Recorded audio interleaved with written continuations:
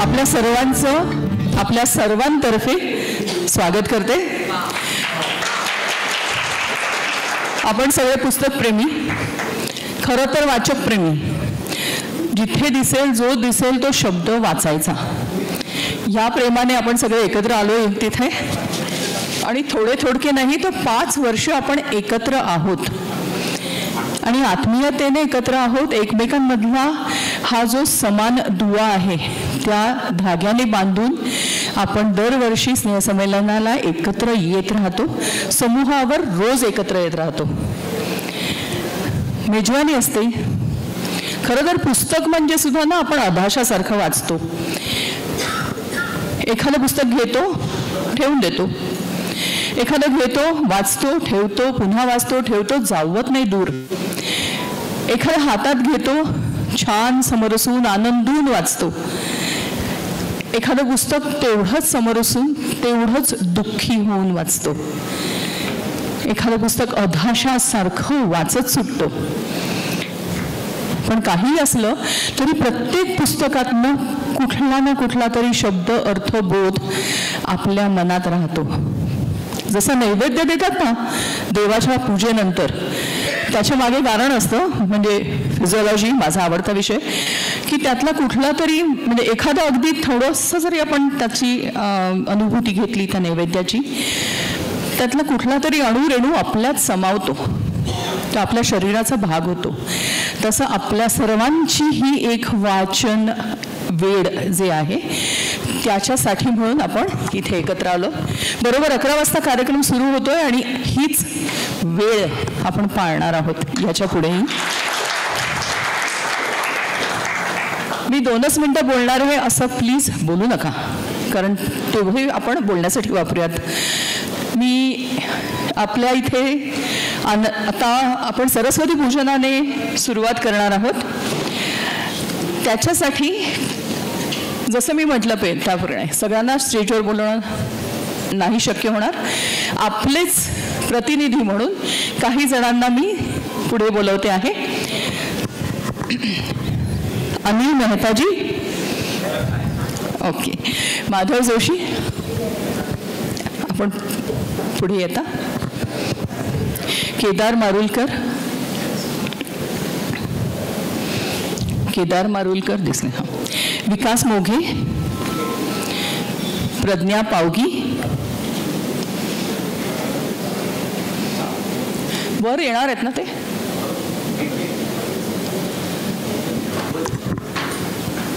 वर येणार आहेत ना? या बसा। अरुण म्हात्रे ते पोहोचले नाहीत मला वाटतं अजून, ओके। सचिन केळकरजी, श्रीराम नानल, आणि त्यापूर्वी आपण सरस्वती स्तवन ऐकणार आहोत मंजिरी धावणकर यांच्या आवाजात। मी त्यांनाही आमंत्रित करते।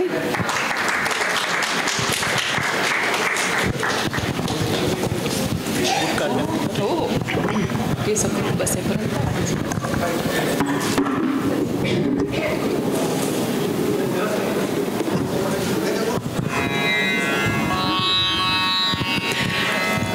माझा आवाज जरा बसलेला आहे, त्यामुळे मी जे म्हणेन ते बाप्पा गोड मानून घेईल, तुम्ही पण गोड मानून घ्या।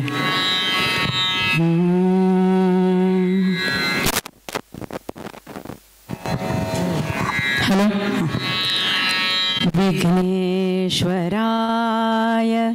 वरदाय सुरप्रियाय लंबोदराय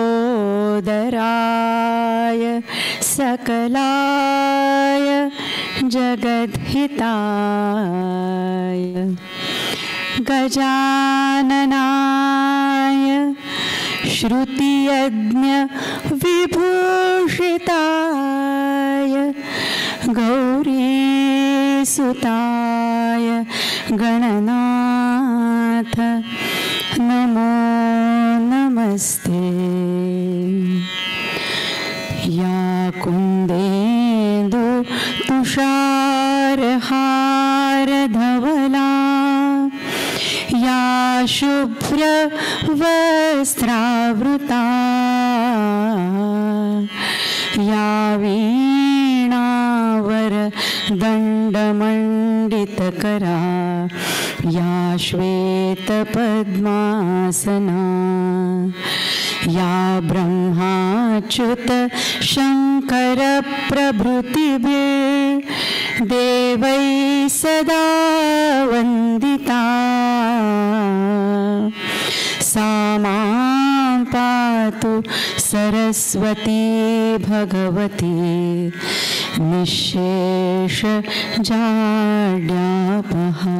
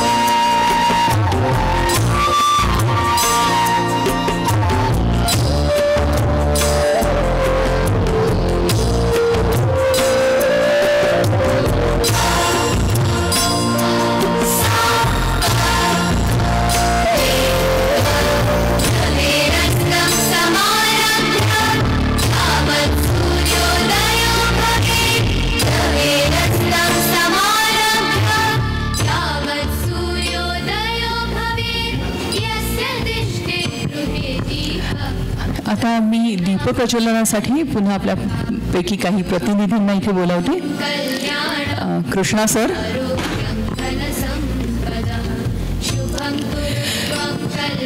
श्वेत विश्वनाथ जगदाळे, सुनील गोगुरे,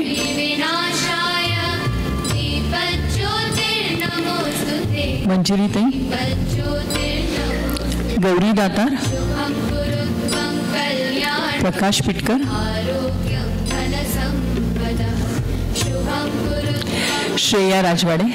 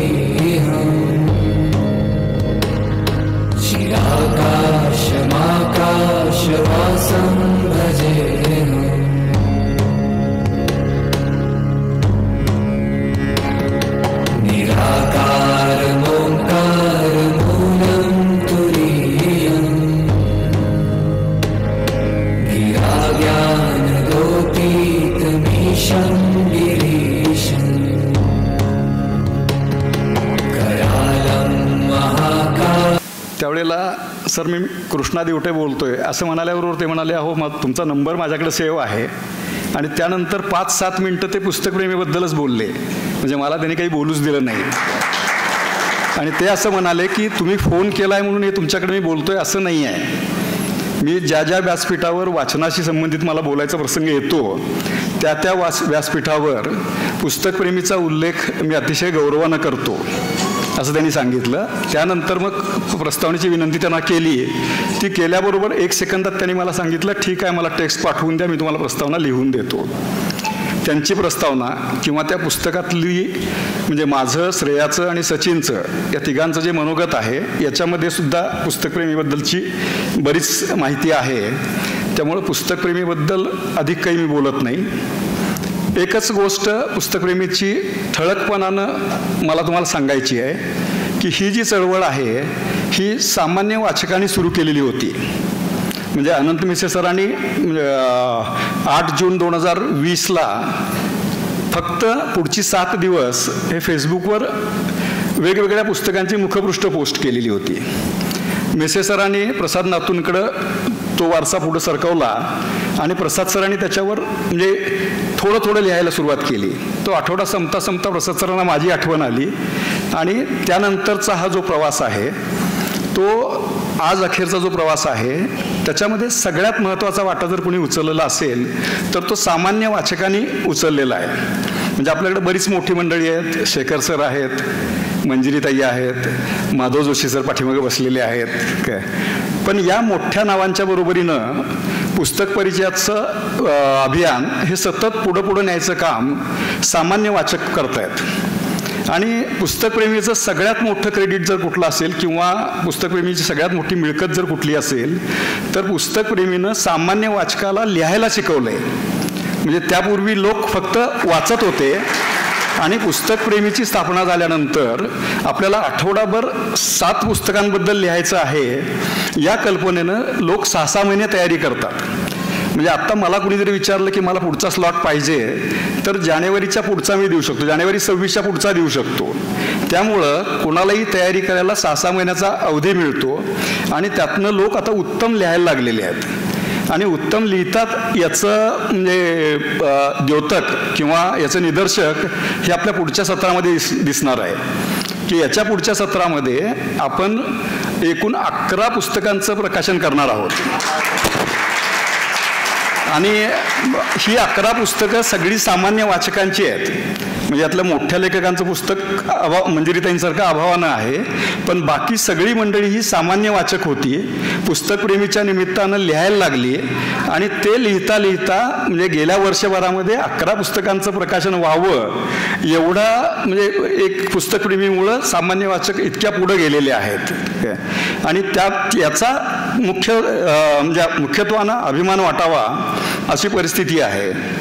आता म्हणजे मी म्हणालो तसं की आजचा दिवस किंवा उद्याचा दिवस आपले जे वेगवेगळे कार्यक्रम आहेत, म्हणजे आज दुपारी माधव जोशींची मुलाखत आहे, त्याच्यानंतर शैलेश आणि सचिन यांचा कार्यक्रम आहे, मंदारोगचं एक 15 मिनिटाचं व्याख्यान आहे, आणि असे जे पुढं जाताना संध्याकाळी महफिल हा स्वप्नील पंडितचा कार्यक्रम आहे, त्याच्यानंतर सुहास किर्लोस्करांचा, आणि नंतर शेवटी अरुण म्हात्रेंच्या बरोबर आठवणीतल्या कविता. हे जे सगळे कार्यक्रम आहेत याच्या वेळा पाळणं अतिशय गरजेचं आहे. हे परत आम्ही अशासाठी सांगतोय की म्हणजे एका माणसाने वेळ जर पाळली नाही तर पुढच्याच्या वेळेचा संकोच होतोय किंवा काही कार्यक्रम रद्द करायला लागतात. त्यामुळे यावर्षी आम्ही अगदी कटाक्षानं ठरवलेलं आहे की म्हणजे सगळ्यांनी त्यांना जी वेळ दिलेली आहे, बरं सगळ्यांना वेळ ही कम्युनिकेट केलेली आहे, लेखी स्वरूपात कळवलेली आहे की तुम्हाला 5 मिनिटं दिलेत, तुम्हाला 10 मिनिटं दिलेत, तुम्हाला 15 मिनिटं दिलेत. माझी सगळ्यांना विनंती आहे की तुम्ही या वेळा कसोशीनं पाळा, आणि त्याच्यामुळं काय होईल, कार्यक्रम पण चांगले होतील, वेळेत होतील, आणि सगळ्यांनाच त्याचा आनंद घेता येईल. हे एक आवाहन मी करतो. दुसरं सहभागाबद्दलचं एक माझं आवाहन आहे की एक काय होतंय की पुस्तक प्रेमीतल्या ज्या प्रतिक्रिया किंवा प्रतिसाद येत असतो तो अतिशय उत्तम असतो, पण ते लिहिणारे जे लोक आहेत की नाही ते ठराविक त्या 30 नावं आपल्याला परत बघायला मिळतात. त्यांनी थांबावं अशी माझी हे नाही आहे, इच्छा नाही आहे. तर जे लोक लिहित नाहीत त्याची 2 कारणं आहेत. जे लिहित नाहीत त्याची म्हणजे 2 कारणं अशी आहेत की काही लोकांना संकोच वाटतो की सुचितासारखी मोठी बाई जर प्रतिसाद देत असेल तर त्याच्या पाठीमाग मी काय लिहिणार, असा संकोच काही लोकांना वाटतो. तसं बाळगायचं कारण नाही आहे, कारण सामान्य वाचक 11 पुस्तकं आज प्रकाशित व्हावीत एवढ्या पुढे गेले असतील तर प्रत्येकाकडं आपण वाचतो म्हणजे आपल्याला लिहायची, आपल्याकडं काही ना काही लिहायची कुवत आपल्याकडं आहे. तर ती सगळेजण आपण जपूया आणि याच्यावर जास्तीत जास्त व्यक्त होता येईल असा प्रयत्न करूया. दुसरं सहभागाबद्दलचं माझं एक सांगणं असं आहे की पुस्तकप्रेमीचं काम आता प्रचंड वाढलेलं आहे, पण तो सांभाळण्यासाठी आमच्याकडे माणसं खूप मर्यादित आहेत. म्हणजे आता सचिन आहे, श्रेया आहे काय, केदार आहे काय, अविनाश आहे, तर आम्ही सगळे मंडळी हे करतच आहोत. पण याच्यामध्ये जितके लोक जास्त येतील तेवढे आज आपण जे उपक्रम करतो त्याच्यापेक्षा अधिकाधिक उपक्रम आपल्याला करता येतील. त्यामुळं आपला सहभाग वाढणं गरजेचं आहे. म्हणजे आम्ही कुणालाही रोखलेलं नाही आहे. म्हणजे असं वाटत असेल की बाबा ही मंडळी पुढं होऊन करतात तर त्याच मंडळींना करू द्या असं अजिबात हे करू नका. तुमच्या सगळ्या कल्पनांचं स्वागत आहे, तुम्ही जे सांगाल ते त्याचं स्वागत आहे. सगळ्याच कल्पना स्वीकारता येतील असं नाही, आणि स्वयंस्फूर्तीनं म्हणजे आमचे हात जर आणखी वाढतील ना तर वेगवेगळ्या प्रकारचे आणखी उपक्रम आपण म्हणजे करत राहू आणि पुस्तकप्रेमी आणखी पुढं जाऊ शकेल. हे एक सहभागाबद्दल सांगायचं होतं. यावर्षीच्या 5व्या वर्धापन दिनाच्या निमित्तानं आपण संचित पुस्तकप्रेमींचे या नावाचं एक पुस्तक करतोय. त्याचं प्रकाशन दुपारच्या सत्रामध्ये होईल. हे करत असताना त्याच्यामध्ये सचिन आणि श्रेया या दोघांनी खूप मोठा म्हणजे हातभार लावलेला आहे. याचा मला इथं हे मला नमूद करायचं आहे. सचिनच्या कामाचे व्याप कितीतरी असतात, सतत ते बिझी असतात काय, तरीसुद्धा म्हणजे या पुस्तकासाठी त्यांनी खूप वेळ काढलेला. पुस्तक तुम्ही हातात घेतलं की तुमच्या लक्षात येईल की त्याच्यामध्ये प्रचंड कष्ट आहेत. म्हणजे पुस्तकप्रेमीच्या पाठीमागल्या 5 वर्षातल्या निवडक परिचयांचं पुस्तक हे 325 पानाचं पुस्तक झालं आहे. मग हे सगळं करताना आपण म्हणजे भाग्यश्रीनं आपल्याला खूप मदत केली, पण आपण हे सगळं इनहाऊस करायचा प्रयत्न केला आहे. म्हणजे प्रोफेशनल्सची मदत न घेता म्हणजे प्रूफ रिडिंगपासून सगळ्या गोष्टी म्हणजे प्रत्येक गोष्टीमध्ये आपला सहभाग आहे. आणि त्याच्यामध्ये श्रेया आणि सचिन या दोघांनी खूप मोठी जबाबदारी उचलली आहे. श्रेया काहीतरी अमेरिकेमध्ये होती वगैरे असं म्हणजे तिच्या फेसबुक पोस्टवरनं म्हणजे माझ्या वाचनात आलं, पण हे सगळं पुस्तक करताना ती श्रेया अमेरिकेत होती असं कधीच वाटलेलं नाही आहे मला.